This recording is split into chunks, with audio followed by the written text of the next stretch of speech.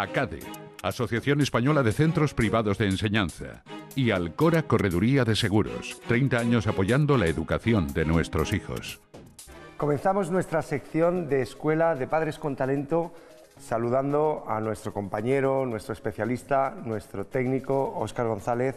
Bienvenido de nuevo al programa. Muchas gracias, Frank. ¿Dónde has estado? Un año sin verte, Óscar. Hemos estado por ahí aprendiendo y con nuevas experiencias. Muy bien, pues vamos a hablar, como siempre, de temas interesantes, de temas necesarios para analizar en el hogar.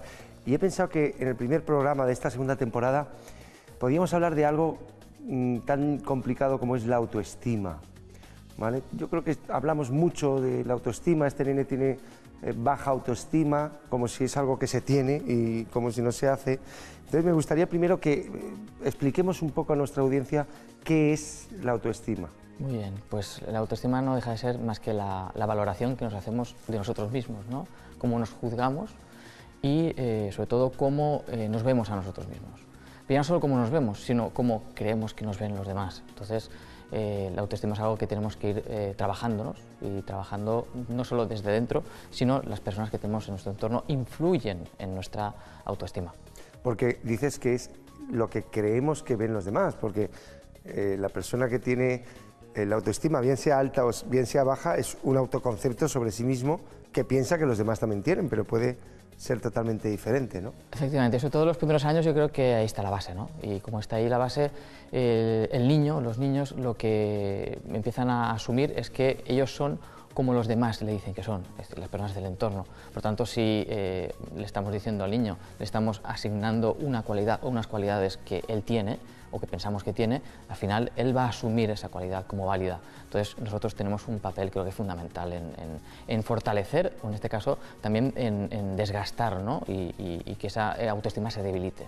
Porque, ¿qué funciones psicológicas tiene la autoestima? ¿Qué puede beneficiar o qué puede perjudicar con la autoestima? Básicamente la primera sería el confiar en nosotros mismos, que eso es fundamental, el protegernos de los miedos que todos tenemos. Creo que una persona con una autoestima es una persona bueno, que sabe afrontar esos miedos.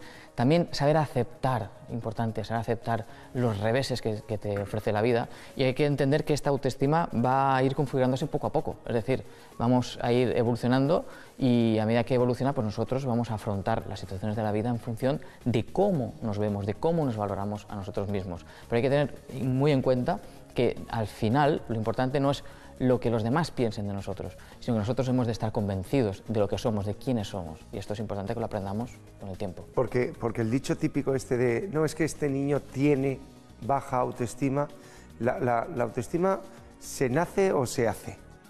Evidentemente no se nace con alta o con baja autoestima. No hay tendencia. No, sino que se va configurando a lo largo de la vida. ¿En base a qué? Pues en base a las experiencias que vamos viviendo, en base a todo lo que estamos experimentando y que puede ser tanto positivo como negativo. Entonces, de esas experiencias sacamos siempre aprendizajes. Esos aprendizajes van configurando nuestra autoestima. Y entonces vemos la importancia que estos, digamos, eventos de mayor impacto, donde se producen y donde se dan es en la infancia.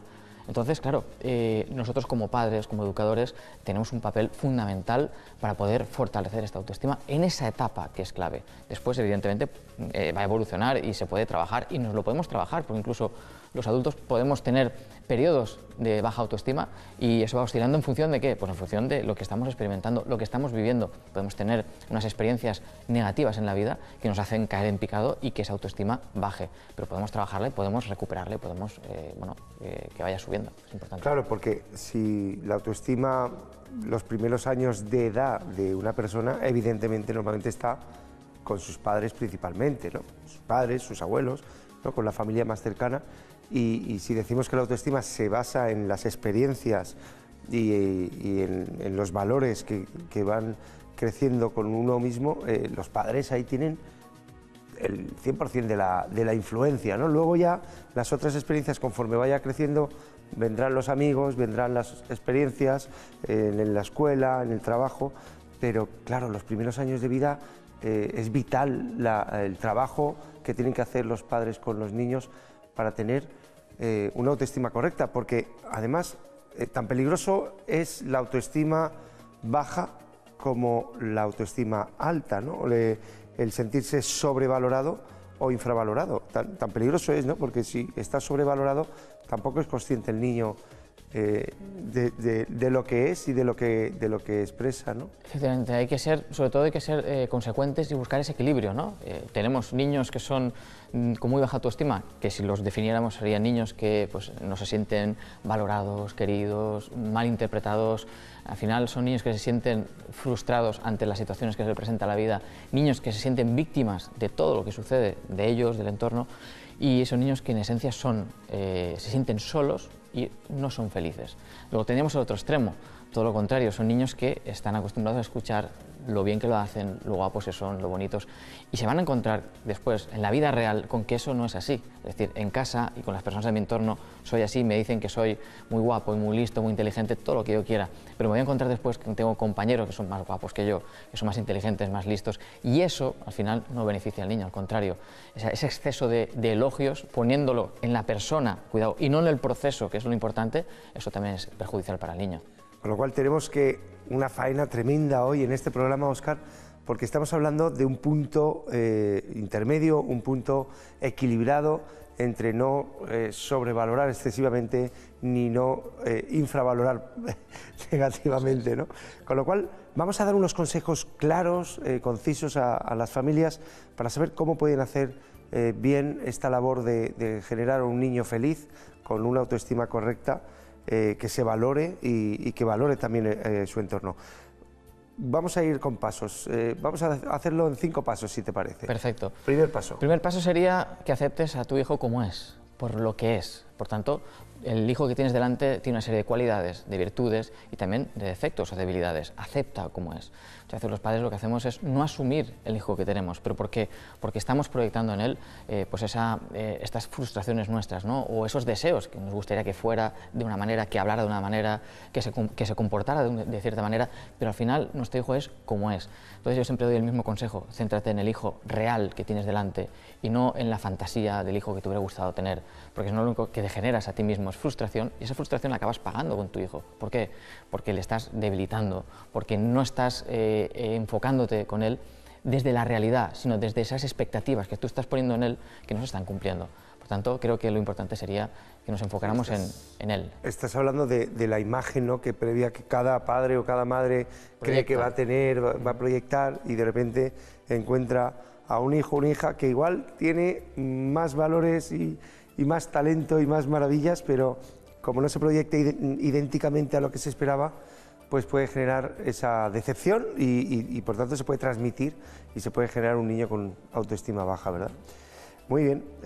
Segunda recomendación, segundo paso. El segundo paso sería eliminar las etiquetas. Los padres, creo que todos lo hemos hecho, lo hacemos, y asignamos etiquetas a nuestros hijos, y son etiquetas que quizás nosotros desde la vida adulta las seguimos arrastrando. De esto hablamos en la temporada anterior en un programa justo de las etiquetas. Entonces, claro, si al niño le decimos que es tonto, le decimos que es torpe, incluso en positivo, que es listo, bueno, al final acaba asumiendo esa cualidad que nosotros le estamos asignando.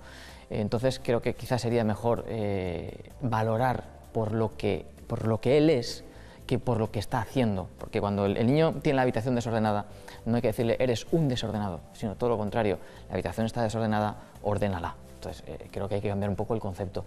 Y además las etiquetas lo que nos hacen también es que tendamos a la comparación, es decir, a comparar a los niños, por ejemplo, entre hermanos, o incluso a comparar con otro amigo o compañero de clase. Las comparaciones, al final, el que sale perdiendo es el niño, porque se siente menos valorado, se siente incapaz, y esto influye en su autoestima.